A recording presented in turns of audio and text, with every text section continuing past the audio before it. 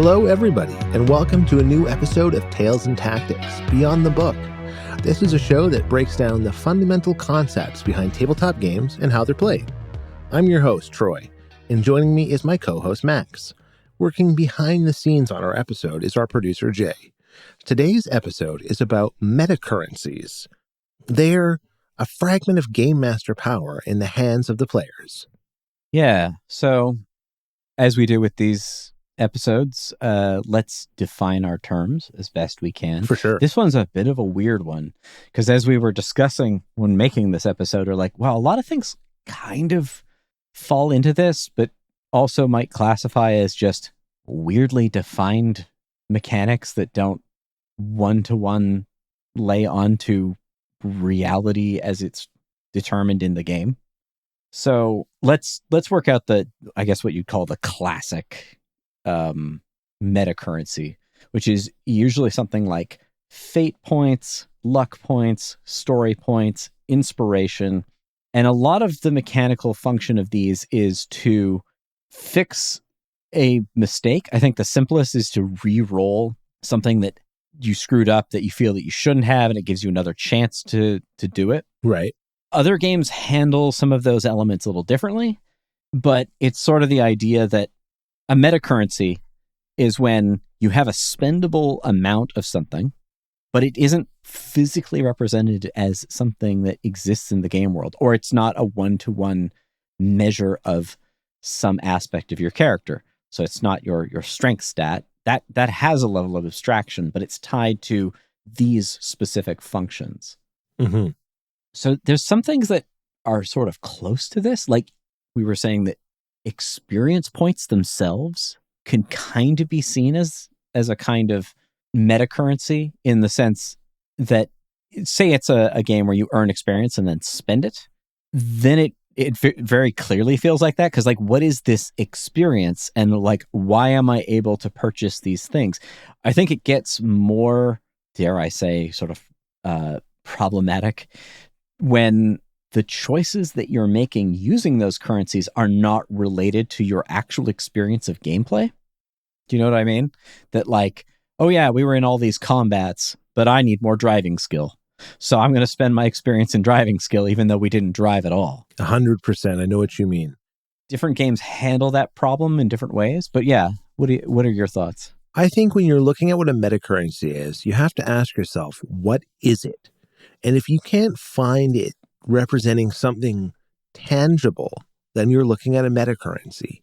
And one of the other things that you can define as a meta-currency, if we're going to be broad enough to include XP in one hand, I do want to talk about hit points in the other hand. Yeah. Because some games will give you a stack of HP, hit points, health points, and that will be whittled down to 0 to defeat your character or kill them. And once they reach 0, you're out. But at what point do they represent different steps of actual physical damage, between fatigue to battered to slain, at these different tiers? What does this even represent? And I think that's why HP can be seen as a meta-currency, because it's not a direct one-to-one equation to something physical in the world. Yeah. So hit points are an interesting example, because we had mentioned that different systems kind of handle how hit points work. It's one of the most varied things I've seen across systems, certainly not the only one. Sometimes there's a distinction. I think the reason that it's used is essentially for expedience. It's just easier to track a pool of numbers as opposed to trying to work out the specific way that someone is injured. There's a lot of variations on that concept itself, but essentially it's mostly just, hey, this number represents this. Call of Cthulhu sometimes has a notion of, if you take so much damage, then it might be interpreted as having a different kind of result, but it's still just hit points in a lot of ways. And another type of this meta-currency we can talk about would be the ones that allow you to push and pull with the story. Well, that is sort of the titular example of what it really means. But yeah. Yeah, absolutely. Like, one of my favorite examples would be one of the uses of, I guess I don't want to go too early into our game examples before we define some of these terms, but ones where the GM and the players get to share resources that they go back and forth with. Mm. But before we'll get into that, I guess what I'm talking about predominantly, what I'm saying about this push and pull of the story is player agency and the ability for players to influence outcomes and narratives. Mm. Yeah.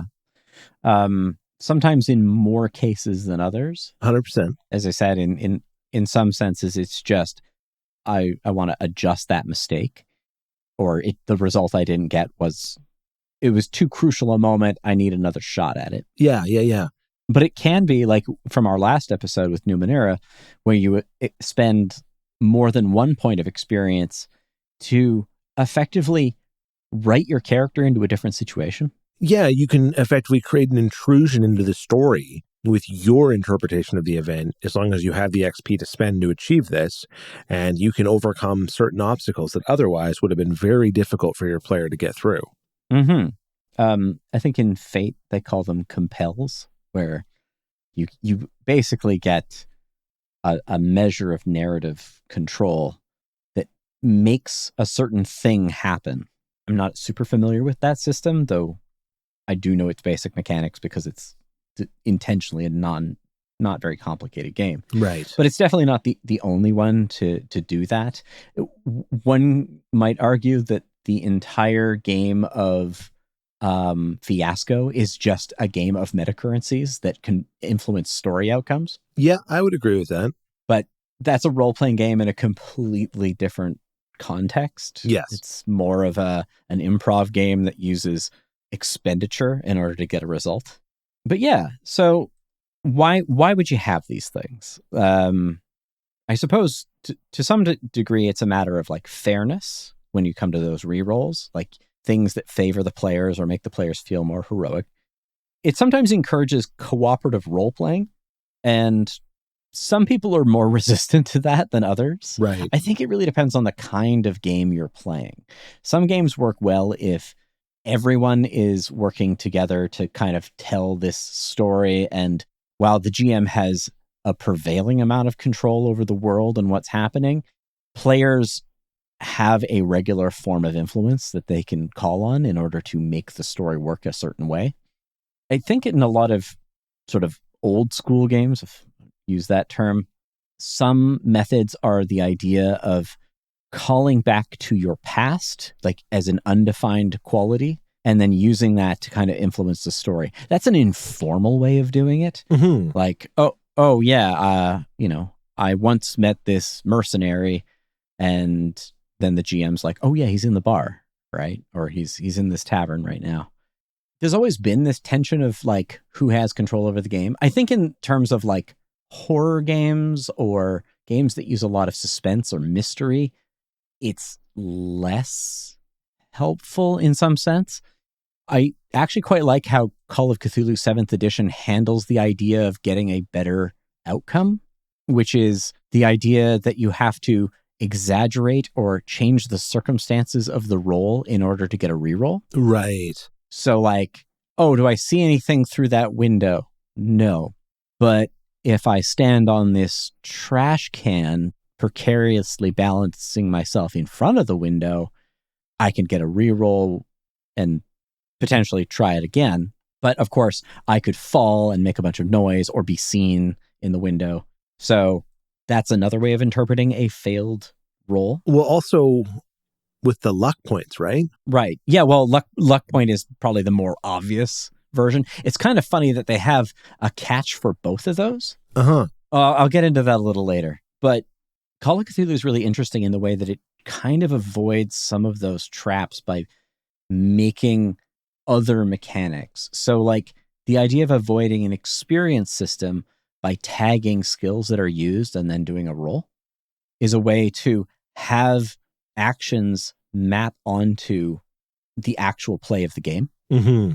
rather than just giving you a bunch of points to spend on stuff. Yeah, so you can buy upgrades for yourself in like a shopping cart sense. Yeah, it's more about if you use it, then you get better at it. I think some editions even had rules that if you don't use it, you can actually potentially lose points. Ooh. Like if you haven't used it for like so many sessions, I think it's like that level. Yeah. Though again, the bookkeeping in that does not like, I think it'd be pretty obvious is like, it would have to become like, hey, you've never fired a gun this entire time. Lose gun skill. Right. But like actually tracking that. Yeah, I get you.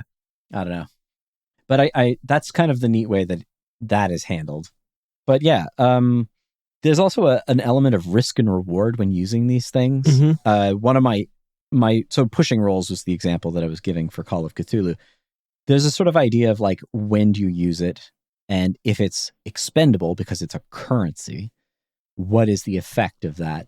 So in a lot of cases, like, well, do I spend my inspiration now or do I spend it a little later when it might be a more dire situation?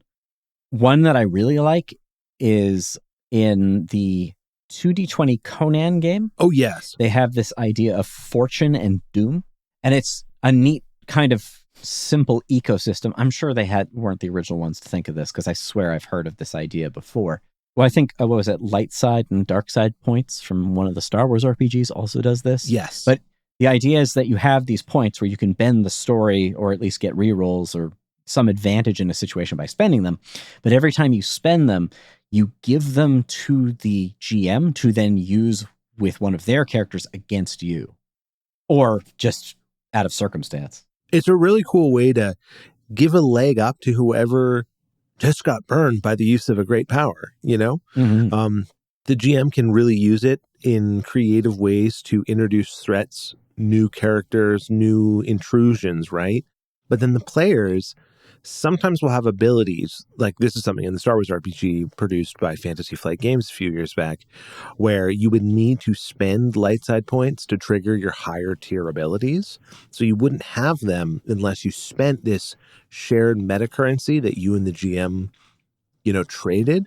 So if you wanted to use your great power, you would in fact give resource to your opponent. Well, not your opponent, but kind of. You can play role-playing games as an adversarial thing, but most of the time we're talking cooperatively. But it's a way to inject drama that is either in favor of your character or opposing your character. And I like the idea of kind of tying those two together and making them dependent on each other. So it's sort of like karma in the way that you ask for too many favors. And to be fair, traditionally, that's not how karma actually works.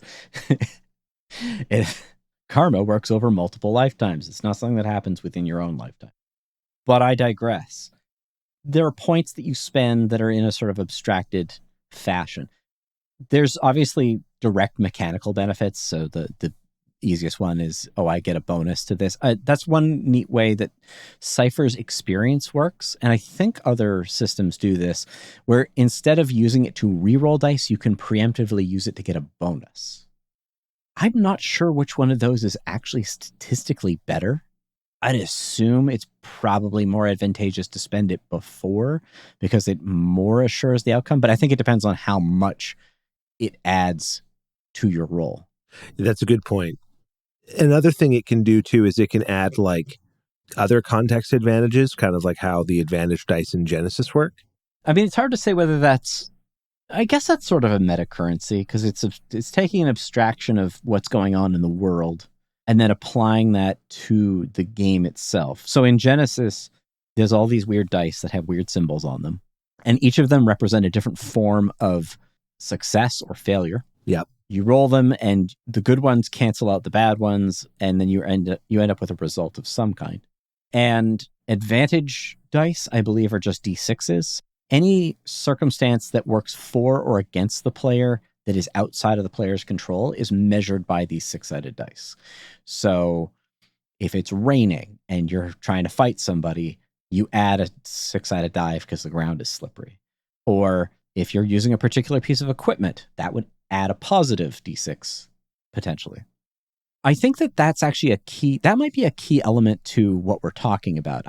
I know we're talking about meta-currencies, but we're talking more about mechanical metagaming. It might be a bigger part of the topic. So negotiating with the GM to get a bonus is essentially the same idea. This is just a more formalized approach to that exact same concept.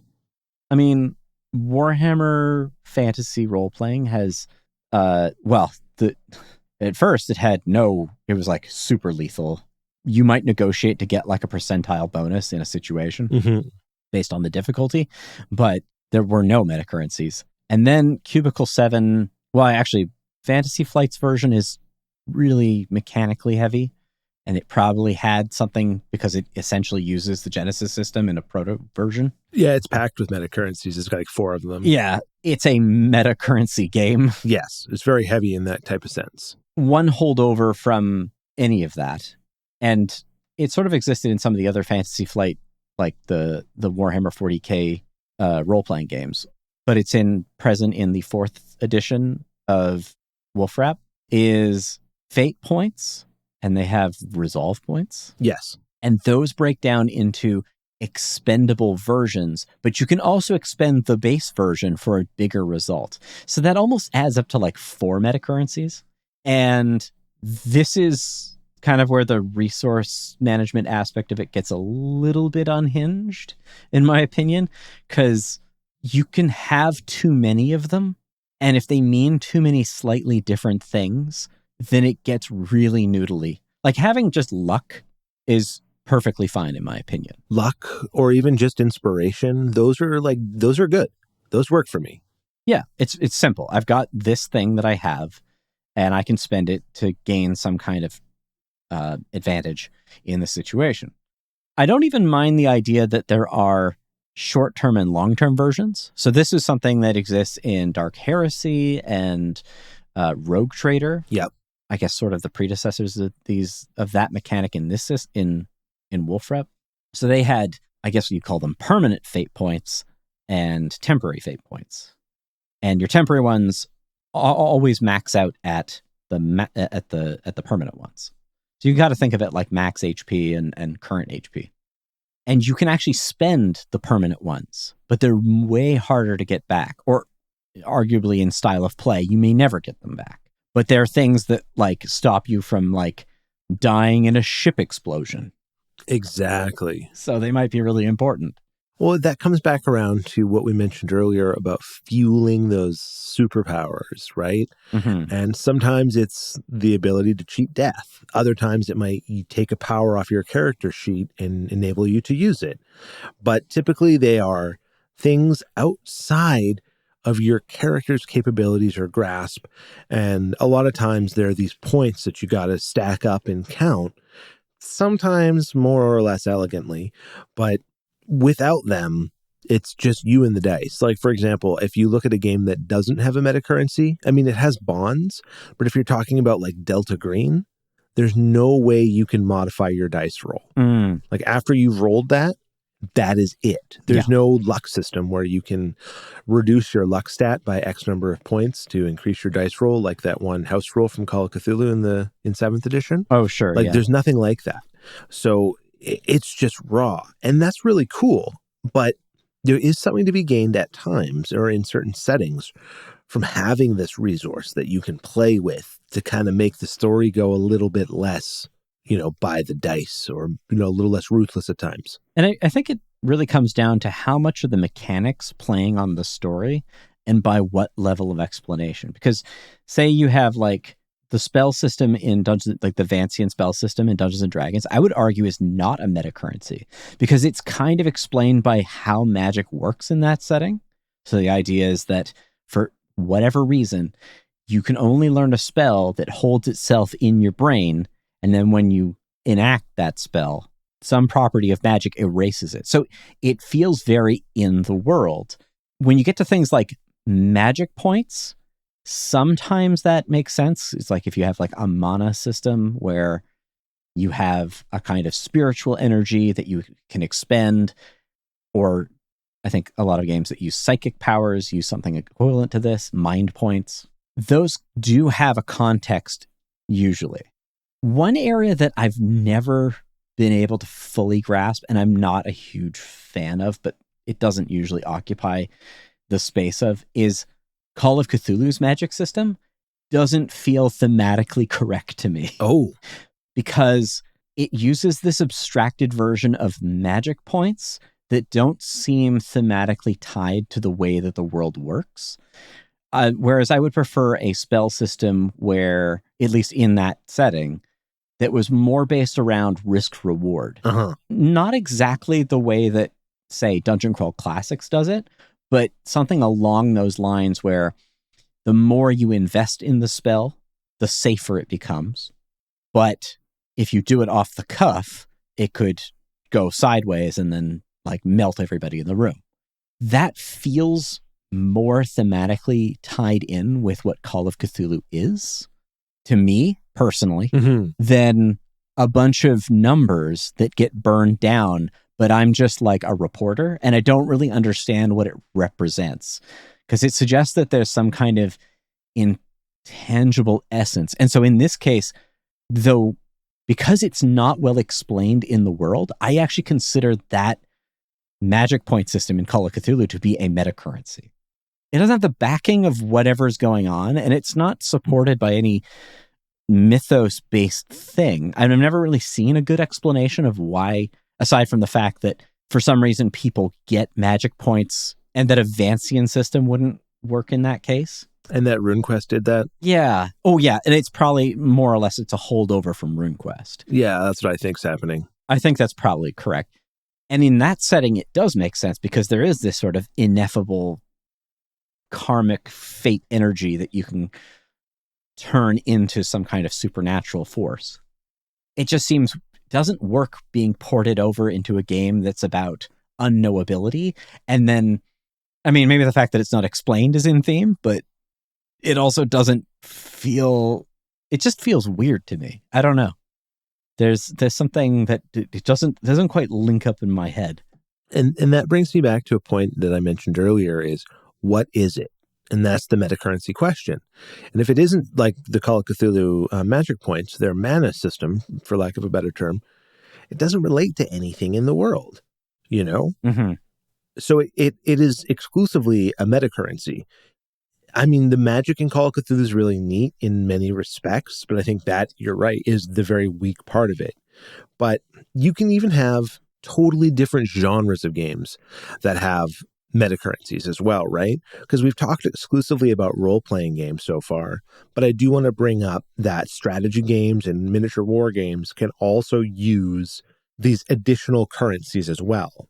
Yeah, a good example, at least from a game that we play frequently, is in Chain of Command, the chain point. Absolutely. So for those that don't know, Chain of Command uses an activation system where you roll a pool of D6s, and some of these can be used to activate different units and combine together in order to get higher level activations. But any rolls of a 5 add to something called chain pips, I think is how it's referred to in the book. Yep. And when you get 6 of those, you get what's called a chain point. And like, Troy, maybe you can explain like how you use a chain point? So you'll have this, you traditionally have a dice that you just keep ticking up to show the number of pips until you reach 6. And then you have a chain point, and that's something you can spend. When you spend it, it can be to enact a special ability like an ambush. You can avoid a morale check. You can move a jump-off marker to increase your deployment options. So really, it allows you to interact with game mechanics outside of the movement and combat of your troops on the table. It allows you to influence the game state in a way broader sense and kind of perform these tricks of the trade. Like if you're trying to get a bazooka team to sneak up on a panzer and knock it out from the side, if everyone sees your bazooka team running over there, they're going to get wasted. But if you can use the chain of command point for an ambush, you may be able to deploy that unit right where they're needed to make their shot and evacuate. So there's lots of interesting things that they enable you to do that are just outside of simply moving and shooting and removing models. Yeah. Another example of how a chain point is used is to interrupt some action in order to activate a unit out of sequence. Oh, that's a perfect example. Yeah. So why would that happen? More for dramatic reasons than necessarily like game consistent reasons. What are some other war games that use those points? Well, Shark Practice 2 by the Lardies as well has flags. So in the deck of cards, as you draw them, there will be flags. And you'll set the red or the blue flags, color-coded, depending what side of the table you're on. And once you've accumulated a certain number of them, you can spend them, much like a chain of command point, to activate an ability. You'll typically only have between 1 to 4 flags instead of the up to 6 pips across multiple dice. So they're a little less granular, but you can spend as small as 1 flag for simple things like maneuvers or the reformations of your units, but multiple flags will enable more powerful abilities. So it's another similar system, and it is still by the Lardies, but you can see that meta-currency can be used in different periods and with different intent within, different historical games, right? Like they're trying to represent different command options for these different levels of command in these different time periods, but it's still a meta-currency at the end of the day.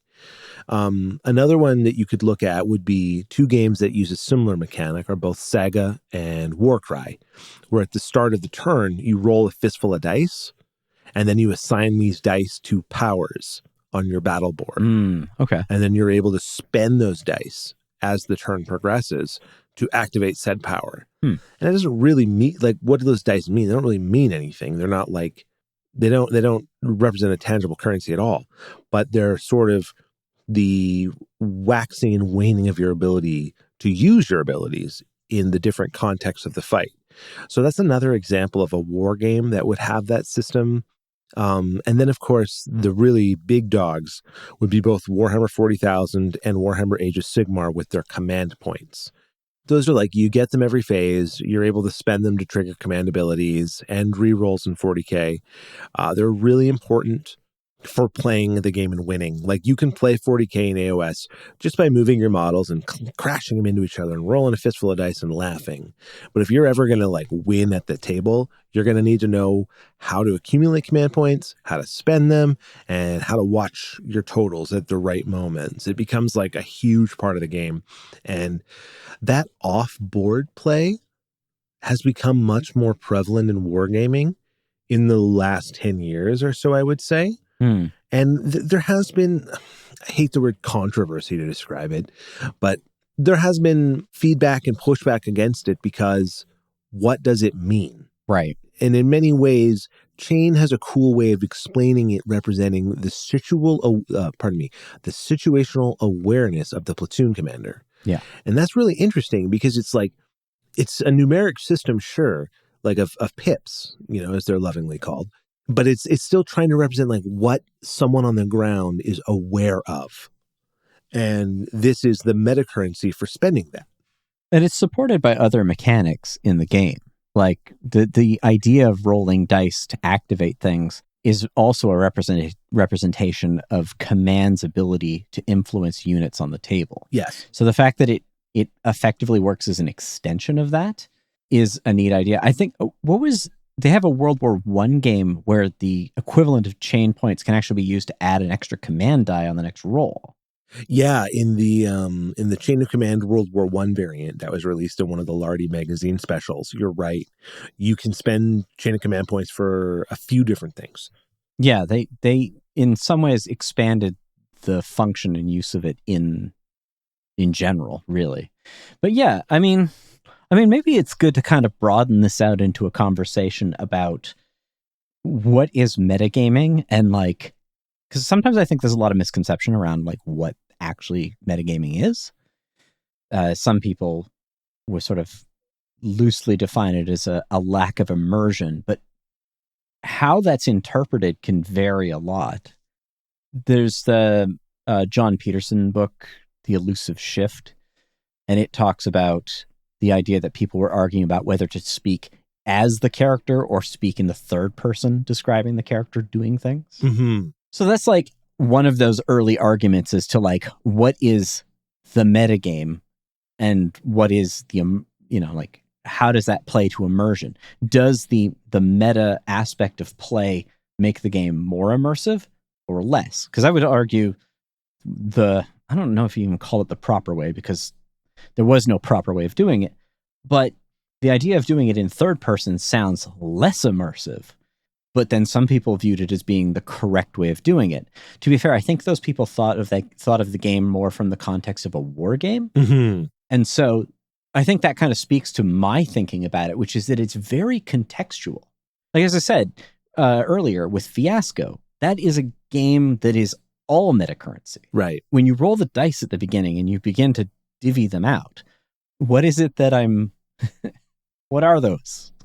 Are they like... Yeah, what pie am I slicing? Yeah, and the fact that you can use it to resolve a scene for or against, and there's a kind of strategy, though it's not that important, as to what scene is worth winning and which one is worth losing.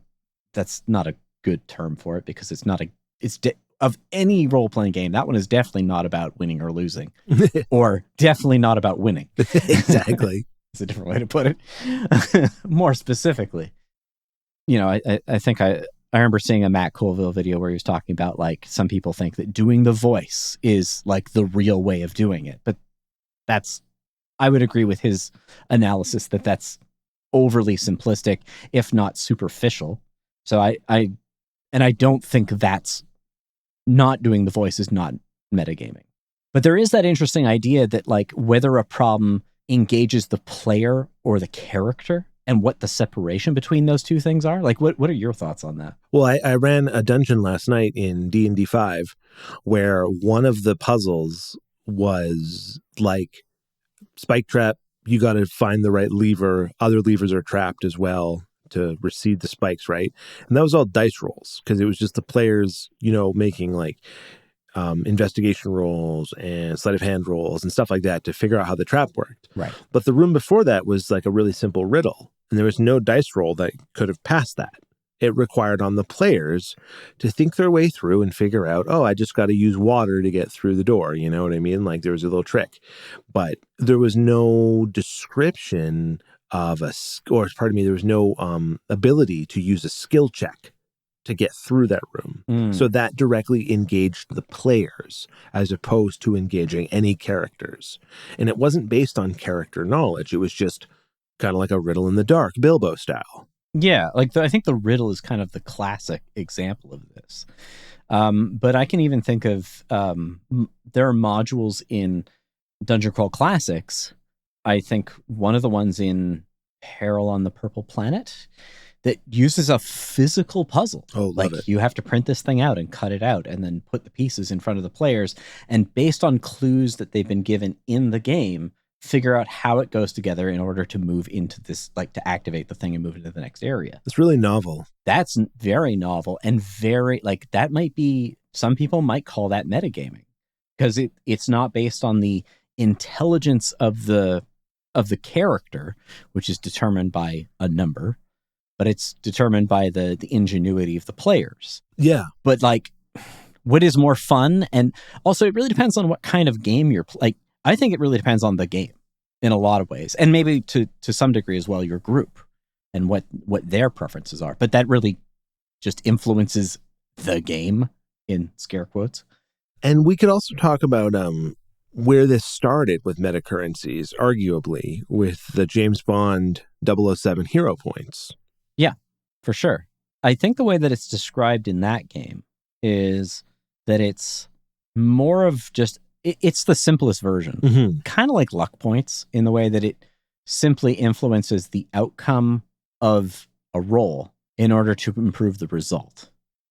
I think in that sense, it's really novel, and I'm totally fine with that. I'm trying to think of, I think it's weird because I played role-playing games that did not have these things in it for the longest time, until the first time I encountered it was in D20 Modern, had what I think were called fate points, and then later that ended up as an optional mechanic in the Eberron campaign setting.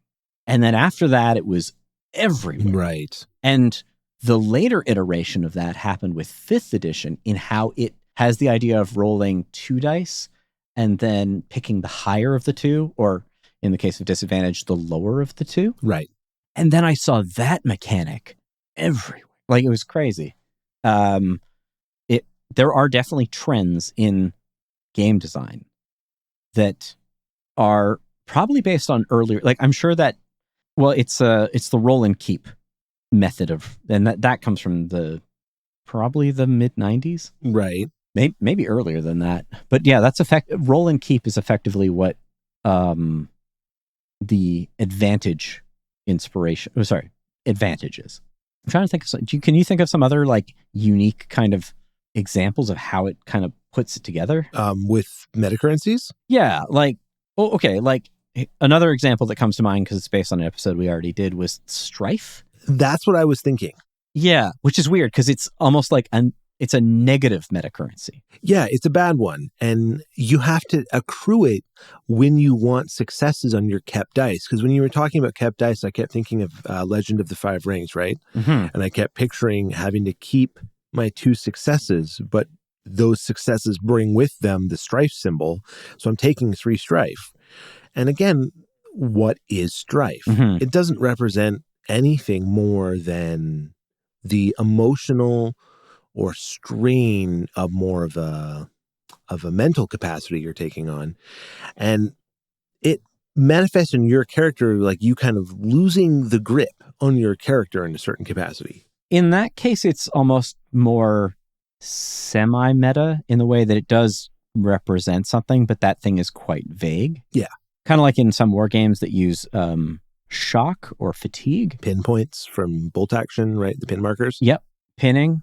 Yeah, it's representing an effect, but exactly what that effect is, aside from the mechanical, in many cases, I have a harder time shooting, or I have a harder time moving, or something to that effect, or I have to make some kind of leadership or morale roll in order to get through that.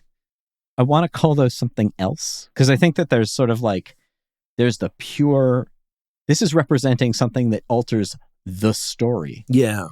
And then there's this thing that is more of like a vague representation of something in the game. And arguably all mechanics could be tied into that. Well, would that disqualify HP from being a good meta-currency then? Because it is meaning something. Yeah, it might fall into that middle category. More accurately. Yeah, okay. If we have a middle category, then I think we want to put HP and vitality and stamina into there. Semi-meta. Semi-meta, that makes sense. And it's almost like those are derived metastats, right? Yeah. Like they're coming from a source, but then we're abstracting them and turning them into a currency so we can handle them as something meaningful. But then you're right, there is this true meta layer, like, story points or chain of command points that allow you to bend the reality of the game state to something new, to the advantage of the gamer, the player character, to whomever. But yeah, that's really interesting, actually, to think there should be a middle tier here. Yeah, there's something that's, I guess, vague, but it's definitely attached to some aspect of that. I would still argue that under that definition, spell points in Call of Cthulhu don't feel like they're in that category. I agree. It's like, there's nothing in the lore that represents them. It just sort of seems more like a convenience. A convention. Like a mechanical convenience. Yeah. Yeah, it's a convention of Chaosium games. Exactly. And in a lot of cases, that is where some of these things come from. They are sometimes just the house system having this particular effect. Yeah, I'm trying to think of like other games that use these things or don't use them. Like I'm trying to think of a system that uses very little meta-currencies. I mean, obviously like advanced Dungeons and Dragons up till 3.5 really doesn't use anything like that. A lot of the OSR community is kind of at sometimes omitting these mechanics, other times decrying their existence. There's sometimes they're at odds with certain things. It's funny because some will adopt one thing which is similar, like the concept of advantage, or like rolling more dice, the roll and keep method. Yeah. Which in a lot of ways is a meta form of decision making, because when somebody does something in a game, they don't get to decide what the consequences are. Very true. They don't get to decide how much strife they take on by their actions. That's right. You're not consciously thinking about that. Yeah. it's an odd one because, like, I mean, as I said, I don't want to. I don't mind talking about metagaming more broadly, but really, we're talking about these mechanical functions that allow for these things. And yeah, like, I don't know. There's a lot of games that have them, especially rules light, like Advanced Fighting Fantasy has luck. Yes. Savage Worlds has bennies. I love that. Such a, I mean, I get it's pulpy and then that kind of, it's such an odd choice. You know, name, right? It sounds, I'm fine with that. It sounds obnoxiously like a Canadian guy would say that.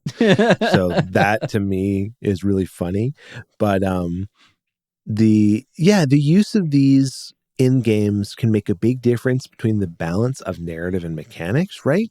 Because they kind of allow mechanics to touch on the narrative in a way that is can be more powerful than simply just trying to win the sword fight, right? Like we described in Numenera or Genesis, spending multiple XP to overcome obstacles, not through skill checking them, but through just narratively overpowering them through the use of these points, right? Do you mean Cypher?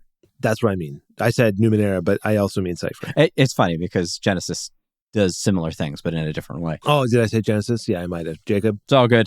Leave it in there. It'd be funny. But in either case, there's this, I don't know, like, how much do the players get a say? I mean, hey, I was talking about there being Fiasco, which is more like a cooperative storytelling idea. But then there's also like Microscope as well. Oh, yes, very cool. So that's like meta. Who wrote that? It was the guy that kind of came up with the concept of the West Marches. Is that the same guy? I think it might be, actually. Ben Robbins. Yes. 100%. Yeah, so that's a game that's, again, it's more like a cooperative storytelling. Or if we ever get around to talking about the Mythic system, that's more like cooperative interpretation. Yes, very true. So like it's everybody throw the thing down and there's some person who gets the sort of prerogative in what happens, but other people get to throw influences. Actually, another game that has more of that storytelling vibe is one that I've definitely wanted to look into a bit more is it's one of those very left field but well thought out role-playing games, Hillfolk. Oh. Which is sort of like a sword and sandals style of I put it close to the kind of role-playing that Fiasco is, in the sense that it's way more story-driven, but I believe it uses card pulls, like from a regular deck of cards. That's cool. And one of the other elements of it is that it leans more into that narrative mechanic, because I believe character creation starts with everyone in the group deciding some aspect of who they are. And then what you do is you turn to the person next to you and they tell you what they need from you and you tell them why you can't give it to them. And that establishes a relationship. Oh, that's cool. I think there's a few other questions like that, but it was on that sort of level where there is a random determinational mechanic, but there is this sort of meta group storytelling aspect that is fundamentally part of the game. So this really just ties back to the point that I was making, which is it really depends on what you're playing.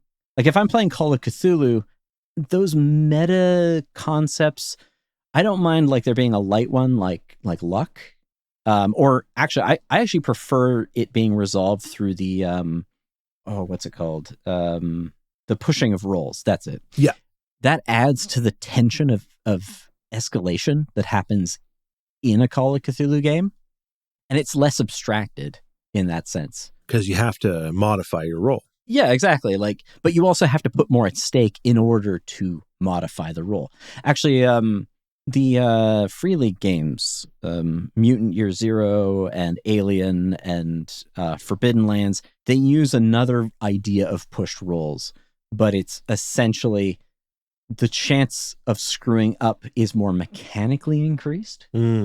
I think it basically has to do with you re-rolling certain dice, but now I may have gotten this specifically from Forbidden Lands, but it probably has a variant in the other ones. But if you roll those dice again, now the ones count as like catastrophic failures. And so it's kind of a decision where I could roll normally, but now if I re-roll them, there's a potential that it could blow up in my face. You could really pay for it. So yeah, it's funny because we're talking about, again, meta-currencies or meta-mechanics. There may have been a better episode name for this, actually. Because, yeah, it's really, the currency idea is more of that expendable element. Mm-hmm. It really is kind of the tip of the iceberg there. It does go beyond that to represent other ways in which you can influence the story or the game state beyond the tangible. Yeah. And as we were saying in our sort of our tagline there, that it's kind of a way that the players get a little fragment of GM power. Yeah. And the amount of that is really determined by the theming and feel of the particular game or system you're playing in. Yeah, it's really up to the groups. Like, you know, some people, I guess, really like them because they add flexibility, but some people think, wow, that's not realistic. For me, I'm kind of flexible with it, so long as it doesn't feel like people are just making up whatever. Yes. At any given time. and when it comes to a game where it's like horror and tension are the big focus of the game, I don't mind the, you know, oh, I almost died, but I didn't. But I don't want control over that story. I agree. Because my helplessness is what makes it fun. Yeah. That's where the tension is. But in a game that's like heroic, superhero, fantasy thing, man, don't have too many of them because, you know, like, we should just do a breakdown of Fantasy Flight's greatest hits and flops. Yeah. Because a lot of it has to do with having too many numbers to keep track of. So many. And then not having enough numbers to keep track of. Oh, dear. But you're right. And to look at what we're going to move on to next week after our conversation we've had here on meta-currencies is we're going to dive back into the world of tabletop wargaming to look at a new wargame. Yeah, that is Hobgoblin. Exactly. So we're checking out the Mike Hutchinson title Hobgoblin. It's a rank and flank big battle game, and it is super exciting to play. So we'll have a really good breakdown on that for you in the coming week. Yeah, and I look forward to you running that for me and Jay. And I want some hands on with that one because so much of that game just seemed immediately intriguing, and I really liked the buzz around it. You got to see how the blocks move in those interactions. So when I show you the game, you'll really get a sense of it. Awesome. Well, yeah. Until then, happy gaming, everyone. And if you have anything you want to say about meta-currencies or anything like that, please leave us a comment.